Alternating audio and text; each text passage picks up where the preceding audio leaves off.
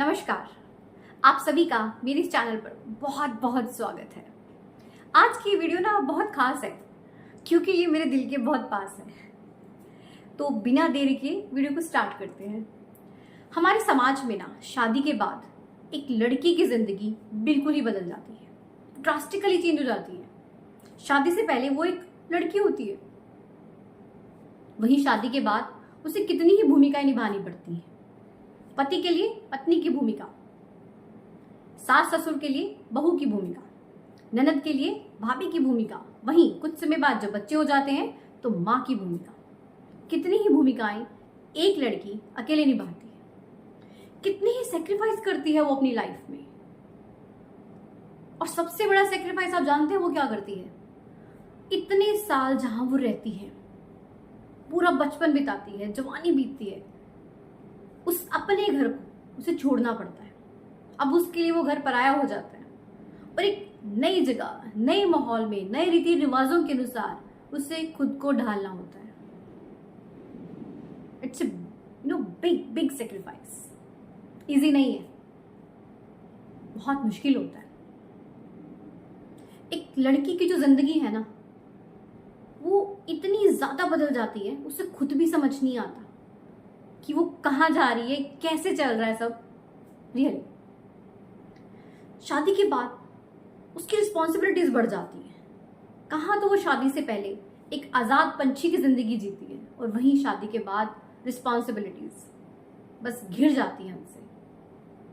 अपने घर में वो काम चाहे ना करती हो, मगर शादी के बाद तो काम करना पड़ेगा, भले ही थोड़ा, मगर करना तो पड़ेगा। वहीं अगर आप वर्किंग हैं तो आपकी जो रिस्पॉन्सिबिलिटी है ना, वो डबल हो जाती है। It's a challenge. शादी के बाद ना एक लड़की को ससुराल वालों के अकॉर्डिंग ना एडजस्टमेंट करना पड़ता है। आप चाहे लव मैरिज करें, आप चाहे अरेंज मैरिज करें, एडजस्टमेंट तो करना पड़ता है। चाहे वो आपके रहन सहन को लेकर हो या फिर खाने पीने को लेकर। शादी से पहले आप जीन्स टॉप पहन सकती हैं, वही हो सकता है शादी के बाद आपको परमिशन ना दी जाए। शादी से पहले जो आपका घर रहता है, वहां आप जो चीजें शौक से खाते हैं, हो सकता है आपके ससुराल में उन चीजों को शौक से ना खाया जाता हो। तो इट्स अ बिग चेंज। शादी के बाद ना लड़की को कहीं ना कहीं अपनी फ्रीडम में भी कमी महसूस होती है। शादी से पहले वो अपने खुद के डिसीजन ले सकती है, वहीं शादी के बाद वो ना डिपेंड करती है पति पर, अपने सास ससुर की सोच पर कि उनकी राय क्या है। वो अकेले खुद से कोई डिसीजन नहीं ले पाती। कहीं ना एक लड़की शादी के बाद अपनी फैमिली को ही प्रेफर करना शुरू करती है, खुद को भूल जाती है। इवन वो अपनी जो ससुराल की जो फैमिली है ना, उससे मायके की फैमिली से भी ज्यादा प्रेफरेंस देती है। अपने पति, अपने बच्चे, बस इनमें खो जाती है और खुद की प्रेफरेंस का तो उसे ख्याल ही नहीं होता।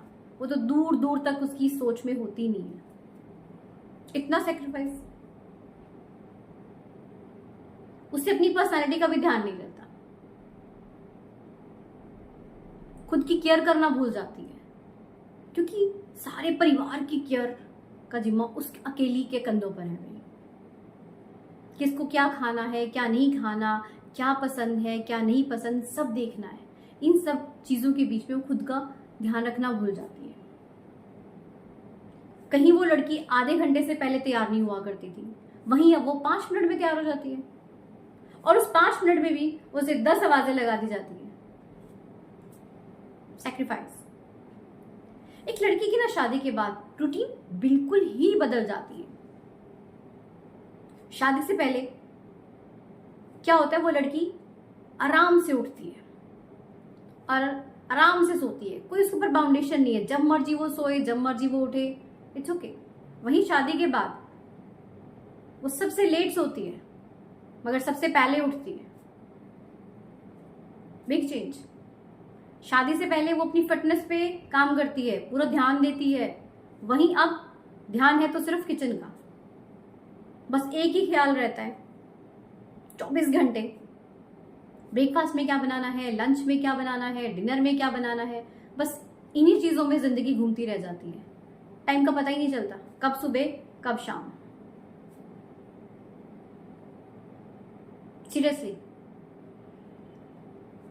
मतलब एक लड़की की जो लाइफ है ना, शादी के बाद इतनी तेजी से बदलती है ना, उसे खुद भी नहीं पता चलता वो कहाँ चल रही है। वो बस बदलती चली जाती है, ढलती चली जाती है। एक लड़की का ना शादी को लेके एक ड्रीम होता है, सभी का होता है।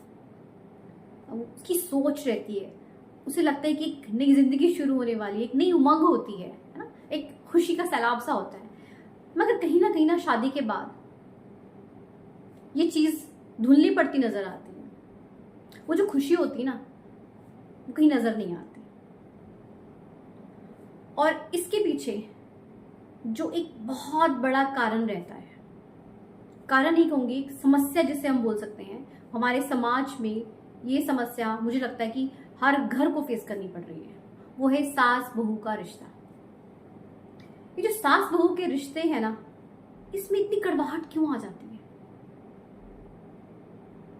ऐसा क्या होता है शादी के बाद कि एक लड़की आती है तो उसे मतलब इतना कुछ सेक्रीफाइस करने के बाद भी वो खुशी नहीं मिल पाती? क्या आप जानते हैं कि जो ये सास बहू की अनबन है, जो इनकी कोल्ड वार चलती है, इसका पूरे परिवार पर इफेक्ट पड़ता है। नॉट इफेक्ट, बैड इफेक्ट पड़ता है। वो जो परिवार हंसता खेलता है वो दुखों का घर बन जाता है, अशांति का माहौल, स्ट्रेस ही स्ट्रेस। 4 लोग अगर परिवार में हैं, चारों की अलग दिशाएं हैं। वहीं अगर घर में बच्चे हैं तो उनकी मेंटल हेल्थ पे कितना बुरा असर पड़ता है, आप सोच कर देखिए। और इन सब के बीच में कहीं ना वो जो लड़का है ना, वो पिस जाता है। वो करे तो क्या करे, जाए तो कहाँ जाए, किसकी सुने किसकी ना सुने, उसको समझ नहीं आता। वो बस पिसता चला जाता है।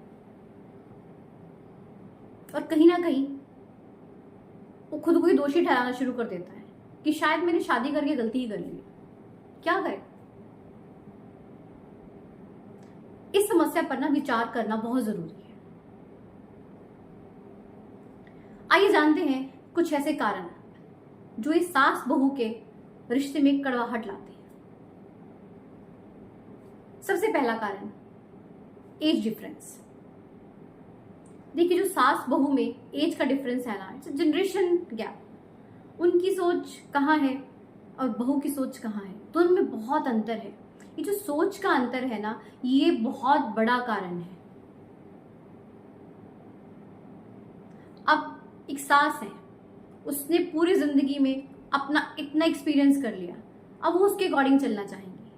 वहीं जो बहू है, शी इज क्वाइट यंग, उसकी सोच बिल्कुल अलग है। वो तालमेल नहीं बैठ पाता, बैलेंस ही नहीं होता। देखिए, ये बहुत मुश्किल होता है किसी भी इंसान की हैबिट को चेंज करना। मुश्किल है मगर नामुमकिन नहीं। यहां पर ना दोनों को ये चीज समझनी होगी कि आपसी सोच का संतुलन बनाना पड़ेगा, दोनों को बनाना पड़ेगा। सास को थोड़ा सा चेंज होना पड़ेगा, बहू को भी थोड़ा चेंज होना पड़ेगा। एक दूसरे की सोच को समझकर बैलेंस करके चलना होगा, ये बहुत जरूरी है। अक्सर यही रहता है। देखिए, एक इंसान आपके घर में एक दूसरे माहौल से आ रहा है, उसकी सोच बिल्कुल अलग है, उसे आपकी सोच को समझने में थोड़ा टाइम लगेगा। गिव सम टाइम, हो जाता है और हो भी जाएगा। थोड़ा सा पेशेंस जरूर रखिए, बैलेंस करके चले। एक कारण और क्या रहता है, कंपटीशन की फीलिंग। ये मैंने बहुत देखा है। मतलब ये जो सास और बहू में ना एक कंपटीशन सा स्टार्ट हो जाता है। मान लीजिए सास ने खाना बनाया तो उसको रहेगा कि सभी प्रेज करें कि मैंने खाना बहुत अच्छा बनाया है। ऐसे ही बहू को रहेगा कि मैं खाना बनाऊं तो सभी प्रेज करें कि बहू खाना ज्यादा अच्छा बनाती है। ये मतलब कंपटीशन की फीलिंग क्यों आती है?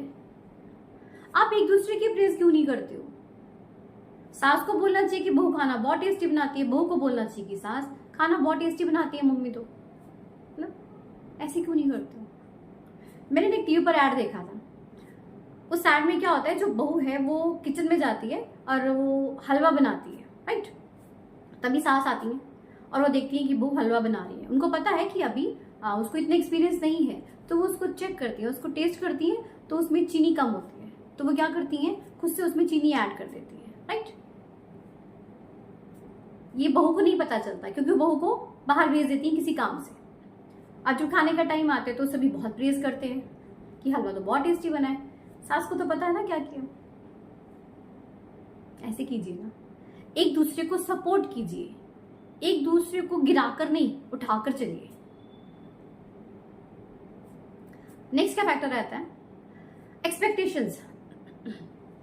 क्या होता है ना, ससुराल वालों को ये एक्सपेक्टेशंस हो जाती हैं कि जो बहू है वो बड़ी ही जल्दी रोबोट की तरह से सारे रीति रिवाज, जो भी उनके घर का माहौल है, हर चीज को बड़ी जल्दी समझ ले, उनमें ढल जाए। ऐसा नहीं होता।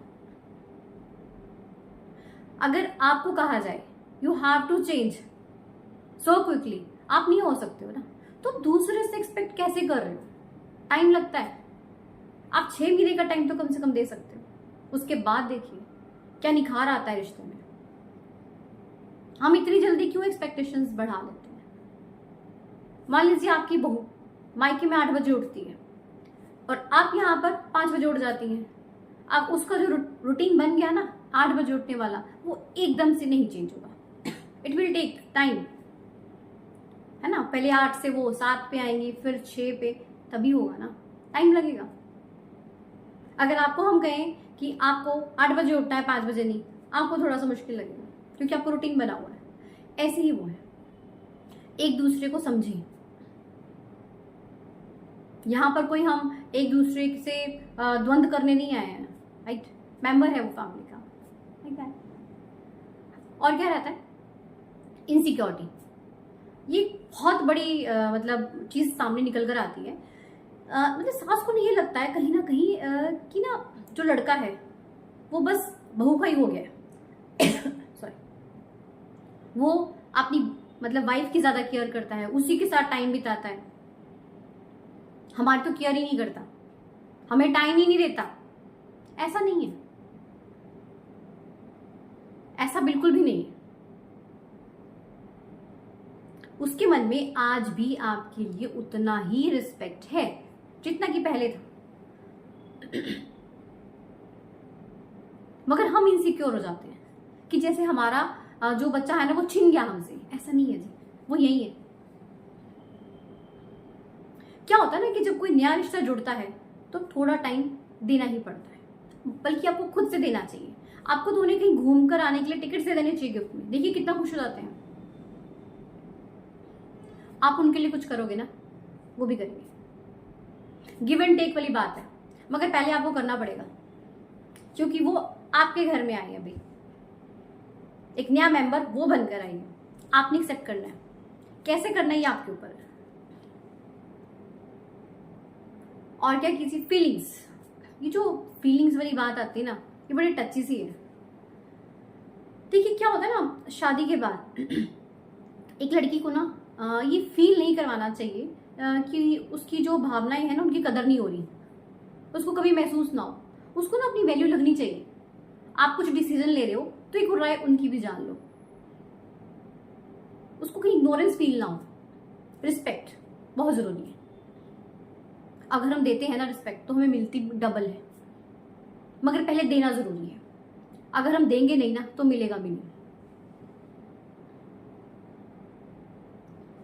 एक और चीज जो होती है ना, लड़की के जो मायके वाले होते हैं उनकी बुराई करना मत किया कीजिए। एक लड़की कभी बर्दाश्त नहीं करेगी कि उसके घर वालों को लेकर कुछ नेगेटिव बोला जाए, उसका फायदा भी नहीं है। अक्सर ये बोला जाता है ना कि तुम्हारी माँ ने ये सिखाया है, ये इस बाप ने सिखाया है। मत बोलिए ऐसे, ये चीजें ना कड़वाहट और ज्यादा पैदा करती हैं। एक और बात, बुराई करना। देखिए ये चीज दोनों पर ही लागू होती है। मैंने देखा है अक्सर घरों में सास बहू की बुराई करती है, बहू सास की बुराई करती है। क्यों करते हो भाई? आज इन पड़ोसियों के आगे तुम एक दूसरे की बुराई कर रहे हो, कल को वही मजाक उड़ाएंगे आप लोगों का। वो लोग अपने घरों को तो संभाल कर बैठे हैं, बस आप लोगों के घर को तोड़ने के लिए तैयार हैं। ये आपके ऊपर है, आपने अपने परिवार को कितनी इंपॉर्टेंस देनी है। ताली कभी एक हाथ से नहीं बजती, दोनों को ही इस बात का ध्यान रखना पड़ेगा, एक दूसरे को वैल्यू करनी पड़ेगी, रिस्पेक्ट देनी होगी। कभी एक दूसरे की चुगली ना करें इधर उधर। आपके घर में जैसे भी है आप बैठकर सॉर्ट आउट करें, किसी तीसरे को इन्वॉल्व मत करें। कंपैरिजन, अक्सर ना बहुओं का कंपैरिजन बहुत होता है कि पड़ोसी की बहू बहुत अच्छी है, पड़ोसी की बहू बड़ी सुंदर है, इस पड़ोसी की बहू जॉब करती है, उसकी बहू जॉब भी करती है, घर का भी सारा काम संभालती है। Why you comparing? मत कीजिए कंपेयर। जब हम कंपेयर करते हैं ना तो वहीं पे काम बिगड़ जाता है। आपका जो है ना अपना है और वो अच्छा है, सबसे अच्छा है। ये फीलिंग जब आप लाएंगे ना तो देखिएगा बहुत अच्छा लगता है। एक और बात जो मैं आप लोगों के साथ ना करना चाहती हूँ कि सास बहू के रिश्ते में ना जो एक खास कड़ी का काम करती है ननद, उसको लेकर एक चीज मैं जरूर बोलना चाहती हूँ कि ना शादी के बाद ननद का ना अपने माँ बाप को लेकर प्यार कुछ ज्यादा ही बढ़ जाता है, एक्स्ट्रा केयर स्टार्ट हो जाती है। ये भी कहीं ना एक कारण बनती है सास बहू के झगड़े का। मैं ये नहीं कहती आप केयर मत कीजिए या छोड़ दीजिए, आप करिए, मगर इस लेवल पे मत करें कि उसका बैड इम्पैक्ट बहू पर पड़े। आप टाइम दीजिए, दोनों को साथ में अच्छा टाइम स्पेंड करने के लिए थोड़ा सा फ्री कीजिए, उनके माइंड को फ्री रखिए, उनके माइंड में कुछ नेगेटिव बातें मत डालिए। आपको कुछ बात अपनी भाभी में लगती भी है ना बुरी, तो आप डायरेक्ट उनसे बैठकर सॉर्ट आउट कीजिए। अपनी मदर को साथ में लाकर आप जब बात करते हो तो उसका बहुत नेगेटिव इम्पैक्ट पड़ता है। इससे आपकी भी इमेज खराब होती है, मदर की भी खराब होती है। एक बहू कभी भी आप दोनों के साथ फिर अच्छा रिलेशन नहीं बना पाती। अगर एक ननद चाहे ना तो ये जो सास बहू का रिश्ता है वो बहुत ही अच्छा बन सकता है, मगर वो बनेगा तभी अगर एक ननद अपनी भाभी को एक मतलब अपनी दोस्त की तरह देखे। अगर दुश्मन समझेगी तो नहीं।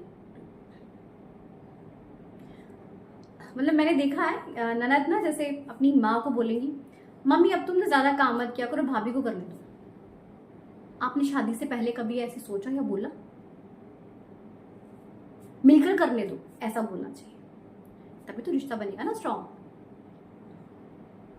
तो ये कुछ बातें हैं जो मुझे लगता है कि अगर इन पर हम काम करें तो ये जो हमारे समाज की एक बहुत बड़ी समस्या है ना, इसे हम काफी हद तक सुलझा सकते हैं और घर का जो माहौल है ना वो बढ़िया बनाया जा सकता है।